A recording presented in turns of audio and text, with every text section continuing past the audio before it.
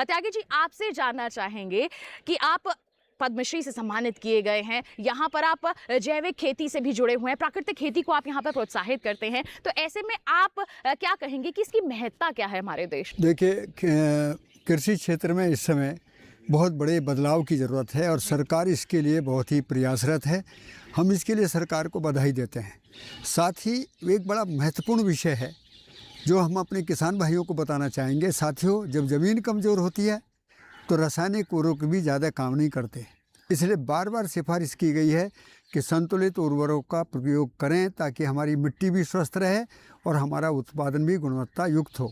ऐसे में आज का जो विषय है ये बहुत ही महत्वपूर्ण हो जाता है, क्योंकि जिस प्रकार से रासायनिक खादों का दुरुपयोग हुआ है और बहुत तेज़ी से उनका उपयोग हमने बढ़ाया है, उसमें सरकार पर भी दबाव है, लेकिन बड़ा दबाव प्रकृति पर आया है। मिट्टी कमज़ोर हुई है, पानी, पर्यावरण, स्वास्थ्य सभी जगह संकट खड़े हैं।